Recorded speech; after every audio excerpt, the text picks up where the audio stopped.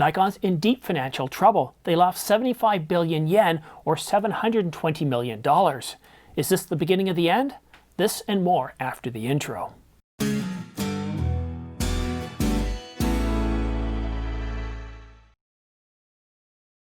Hi, I'm Simon. Thanks for tuning into The Ordinary Filmmaker. Subscribe to get notification of new videos like this one so you don't miss any news, rumors, gear reviews, or tutorials. And to make things just a little bit more interesting, I'm giving away a brand new Canon EOS R5 full-frame mirrorless camera to one lucky viewer. Details are in the description down below, or you can watch this video here, but please look at the terms and conditions as there are some age and location restrictions. There's no way to put a positive spin on this. Nikon suffered a huge financial loss of 75 billion yen, or about $720 million. This is the worst loss ever, a loss that's sure to capture the attention of Mitsubishi's chief financial officer, as Nikon is owned by Mitsubishi. That's right, Nikon isn't a small standalone company. It's a small camera division with the backing of a large multinational conglomerate. How does Mitsubishi view this loss? Well, Olympus's camera division wasn't performing this badly when Olympus decided to spin off their camera division to JIP. Mitsubishi's revenue as of September 2020 was down 26% year over year. While the company has 17.8 trillion yen in assets with 11.6 trillion yen in liabilities, Nikon's 75 billion yen loss is noticeable. Nikon's future isn't looking good. Mitsubishi's looking at ways to conserve cash, reduce losses, and divest underperforming assets like every other company in this depressed economic climate. The interchangeable lens camera market has been in decline for a while, and it's heading lower. Nikon sales continue to decline, losing their number 2 position in the market to Sony, despite refreshing several cameras. Meanwhile, Canon has reported a better than expected sales for 2020 based on the sales of the R5 and the R6. Consensus agrees that the market isn't big enough for the number of camera manufacturers that are there today. While Mitsubishi can weather current losses, you know they've got to be asking 3 questions. 1, when will Nikon turn around? Number 2, how much will they lose before Nikon turns around? And lastly, should they divest of Nikon, and when? Let's take a look at history. Samsung got out of the camera division early on and quite quietly because they recognized that they could make more money with their imaging products for smartphones than they could for digital cameras. And then last year, Olympus divested their camera division in light of declining market and, of course, the level of investment required to keep it going and mounting camera losses, or mounting losses from the operating of the camera division. Nikon's been losing money for years. They're unlikely to turn around things until they can get a mid-level camera that sells very well outside of Nikon's customer base.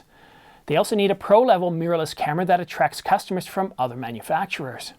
Canon has the largest market share with about 45% globally, and Sony's coming on strong too with about 22% market share.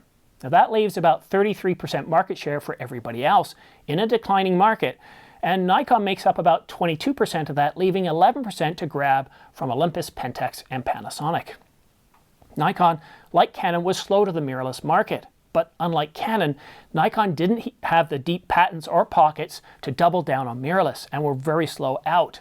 Canon released the R5 and R6 with huge interest in 2020. Sales have exceeded expectations, keeping Canon in the top 2 around the world. Nikon, well, they took a different approach, releasing good cameras that failed to garner much attention outside of their current fan base. Sadly, this is the beginning of the end. Very few companies can come back from the brink.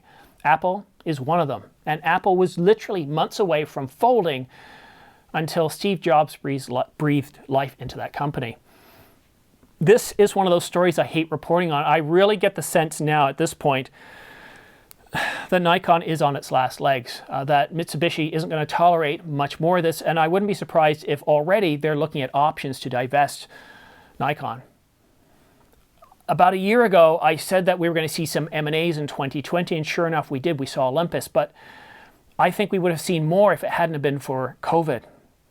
In 2021, I'd really be surprised if something doesn't happen with Nikon. Now, perhaps Mitsubishi's waiting to see how the new cameras that they're going to release are going to perform. What's the Z9 going to perform like? But if they don't perform, I think their days are numbered. Nikon's been struggling for about 4 years now.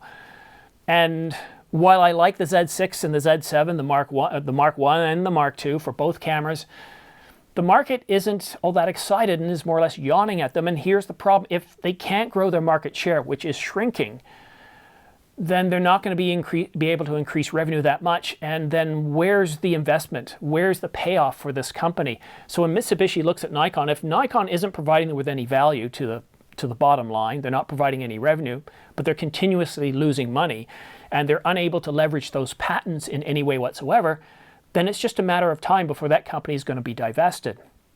I really don't know what the future looks like. I don't know if we're going to see an M&A very shortly or if it's going to be into 2022. But 2021 is starting off very tough. The leftover from 2020 is still there, and I don't know. I really can't see how this can turn around. And well, we've already seen Nikon refresh the Z6 and the Z7, and that mid-level market is very, very important. Like I said in previous videos, I think these cameras offer really great value.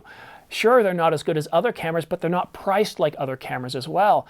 But Nikon's problem has been able to garner much market interest in their products. They haven't been able to take a hold of social media like Canon did last year by leaking the R5. They had a few really good capabilities, and they pounded that for 5 or 6 months.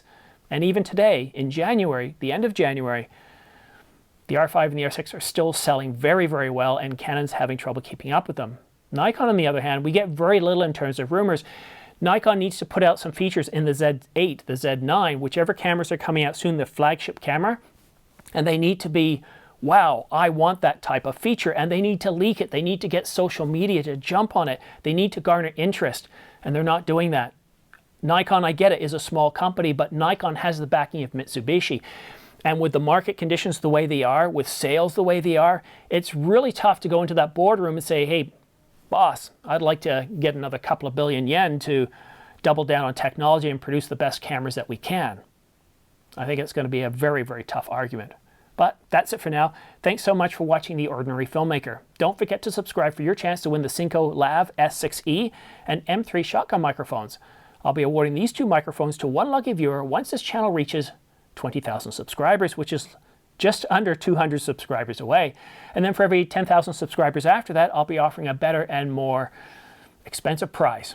And actually for 30,000, I've already got 2 prizes. They're right behind me here. There's an Angel Bird package, and I also have a Ulanzi LED light package or bundle as well. So 2 prizes will be awarded, valued at under $800 for the next prize level. So, and of course, once we get to 100,000 subscribers, I'll be awarding a brand new Canon EOS R5 full-frame mirrorless camera to one lucky viewer.